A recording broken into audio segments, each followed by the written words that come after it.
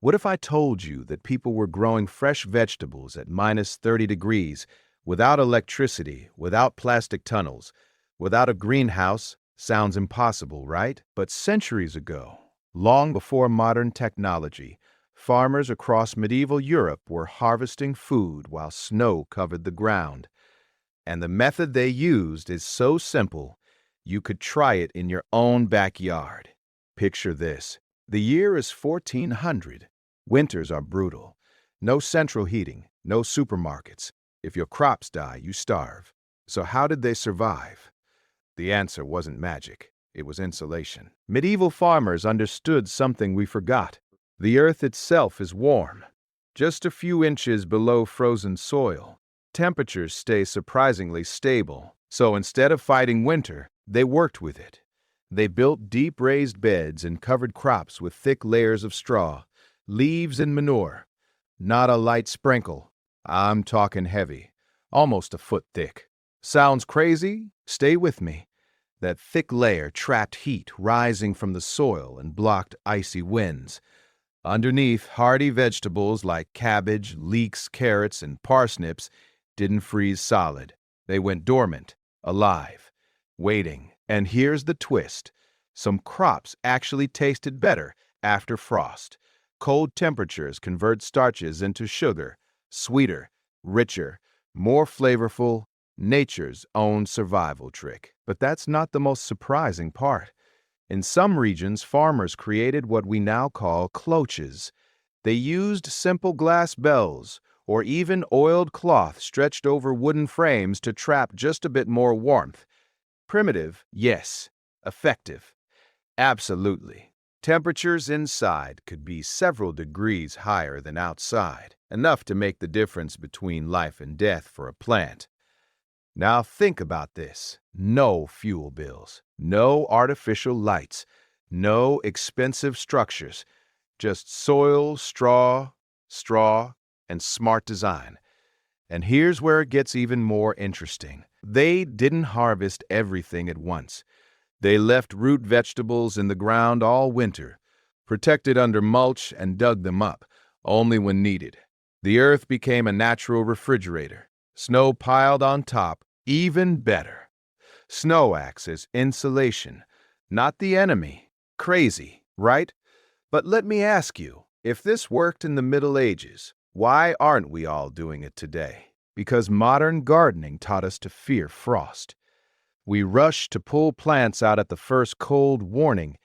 Medieval farmers knew better. They selected cold, hardy varieties. They prepared soil months in advance. They planned for winter before summer even ended. And here's the emotional truth. They had no backup plan. If this failed, families went hungry. That pressure forced innovation, forced wisdom. Now imagine walking outside in the dead of winter, breath freezing in the air, everything white and silent. You pull back a layer of straw, reach into the soil, and lift out a perfect carrot. Not frozen, not rotten, fresh. That feeling, that's power, that's self-reliance. But wait, could this actually work at minus 30 today? In many cold regions, yes. If the soil is deeply mulched before the ground freezes solid. The key is timing. Once the earth freezes hard, it's too late. Preparation is everything. Medieval farmers layered organic matter early. They trapped warmth before winter could steal it. And here's the final reveal. The secret was never about beating the cold. It was about storing summer inside the soil. Thick mulch, living roots, and patience. No greenhouse needed. Just ancient knowledge hiding in plain sight. So the next time someone tells you nothing grows in extreme winter, remember this. For hundreds of years, people survived the harshest climates on Earth with nothing but dirt, straw, and smart thinking. The real question is, are we ready to relearn what they already knew? You think that was the whole secret? Not even close. Because growing vegetables at 30 degrees Fahrenheit wasn't just about throwing straw on the ground and hoping for the best. Medieval farmers were playing a long game, and if you miss this part, you miss everything. See, The real power of this ancient method started months before winter arrived. In late summer, while everyone else was harvesting, they were already preparing for frost. They planted cold, hardy crops on purpose. Not tomatoes, not beans. They chose cabbage, kale, turnips, parsnips, onions, and hardy spinach, crops that don't panic when temperatures drop. Why? Because these plants have a survival mechanism built in. As days get shorter, they slow down. They thicken their cell walls. They store sugar in their roots. It's like they're putting on a winter coat. Now here's the twist. Medieval farmers didn't just protect the top of the plant. They protected the soil ecosystem. They added compost, animal manure, and rotting leaves months before winter. That organic matter did two things. First, it fed the soil microbes. Second, as it slowly decomposed, it released tiny amounts of heat, not enough to feel with your hands, but enough to keep roots from deep freezing. Think about that. The ground was alive under the snow, even when the air above was deadly cold. And then came the layering system. This wasn't random. First, a base of loose straw, then leafy branches to trap air, sometimes even wooden boards to block wind. In colder regions, they piled snow intentionally on top of beds. Sounds insane? Snow is one of nature's best insulators. Igloos prove it. Under a thick snow layer, temperatures stay stable. So instead of clearing snow away, they used it as protection. But here's something most people never hear about.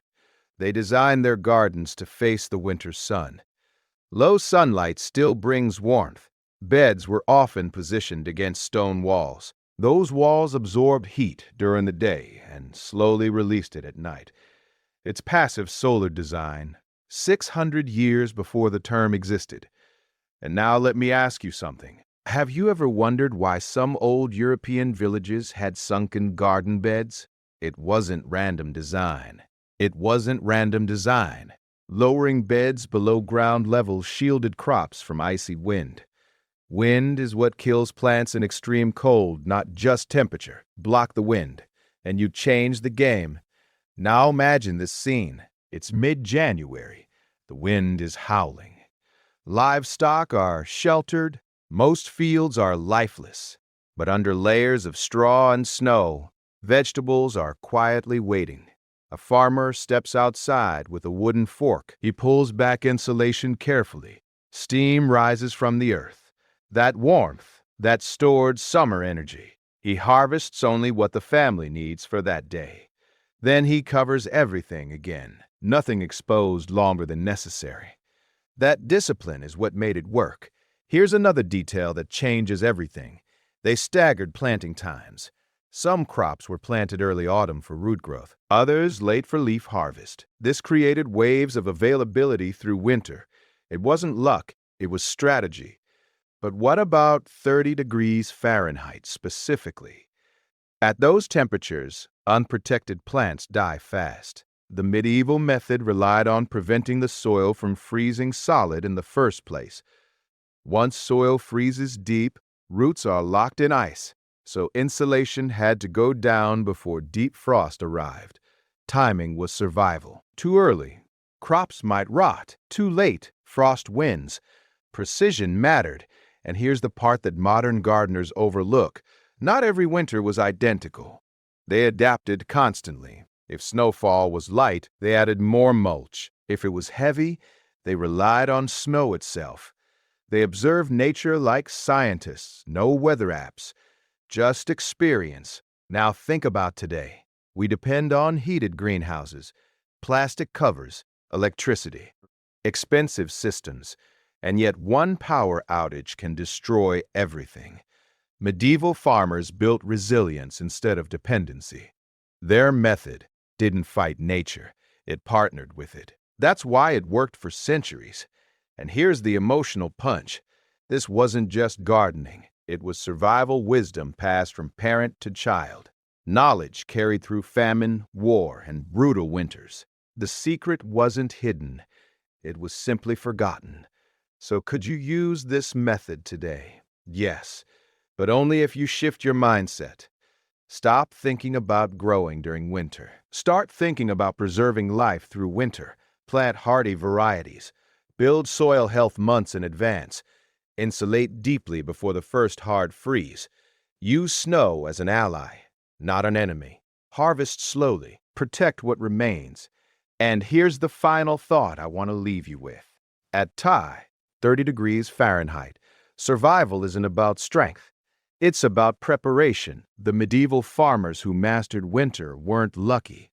They were observant, patient, strategic. They understood something simple but powerful.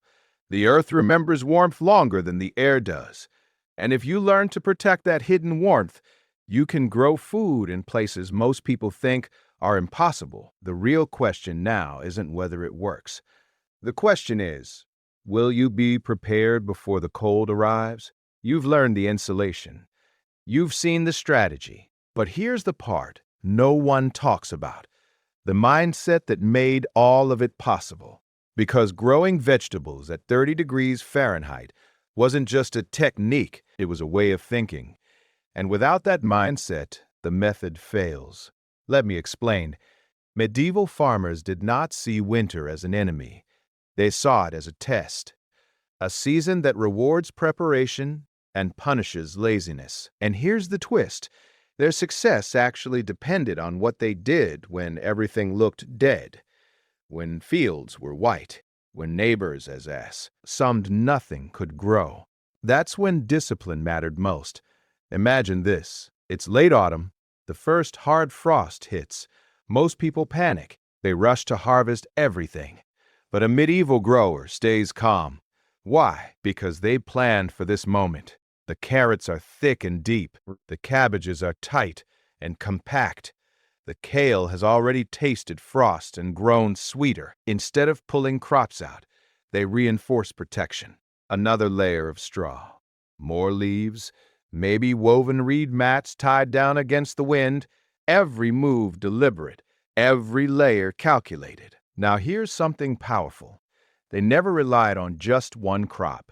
Diversity was insurance. If turnips failed, leeks might survive. If cabbage struggled, parsnips would endure. Multiple crops meant multiple chances. That's risk management centuries before modern economics. And then comes the harshest stretch, deep winter. Temperatures drop to 30 degrees Fahrenheit. Air burns your lungs. Wood cracks from the cold. But underground, life is paused, not destroyed. Because here's the science they understood through experience. Frost penetrates slowly. Insulated soil resists deep freezing. Air pockets trapped in mulch create a thermal barrier. It's simple physics. But here's the emotional reality. Stepping outside in that kind of cold takes courage. You brush away snow. You peel back frozen straw. Your hands sting. You dig carefully. And suddenly you feel it. A solid, living root, not mush, not ice.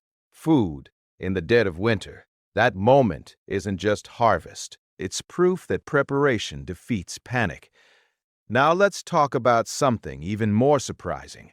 Some medieval growers intentionally let certain greens freeze lightly during mild spells. Why? Because repeated light frosts increased sugar concentration. The plants adapted, stronger, sweeter, more resilient. Instead of protecting plants from every bit of stress, they allowed rolled hardship. That's a lesson far beyond gardening. But here's the danger. One mistake could ruin everything. If water pooled and froze around roots, rot would set in. So drainage mattered. Beds were slightly raised or sloped. Soil texture was loose, never compacted. They respected water as much as temperature. Ignore that detail, and 30 degrees Fahrenheit becomes lethal. And now we've reached the hidden layer of the secret. Community knowledge. This wasn't one genius farmer inventing a miracle trick. Villages shared observations. Elders passed down timing cues. Mulch after the second frost. Harvest leaks before the deep freeze moon. Patterns tracked across generations. It was slow science, built on memory. Today, we scroll for quick answers. They observed for decades. That patience created mastery. So what happened? Why did this method fade? Industrial agriculture, fossil fuels, global supply chains. Suddenly, food could travel thousands of miles. Winter growing at home became unnecessary. Convenience replaced resilience. But here's the final twist. Extreme weather is returning. Supply chains break, energy costs rise, and suddenly, ancient methods don't look primitive anymore. They look powerful. Imagine applying this today. You prepare soil in spring, feed it organic matter all summer. Choose cold, hardy varieties in late summer. Layer mulch thick before hard frost. Use natural windbreaks, fences, walls, hedges. Let snow accumulate. Harvest slowly. Protect what remains. No greenhouse, no heaters, just intelligent design. And here's the payoff. It's not just about vegetables. It's about confidence. When you can grow food in 30 degrees Fahrenheit conditions, fear disappears. You're no longer dependent on perfect weather.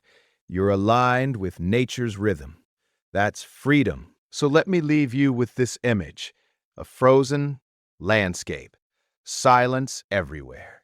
Neighbors buying imported produce, shipped across continents.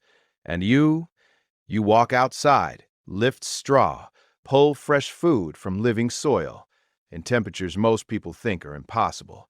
That's the ancient medieval method. Not magic, not myth, just observation, preparation, and respect for the hidden warmth beneath your feet. The secret was never lost. It was simply buried, like the vegetables themselves, waiting for someone patient enough to uncover it.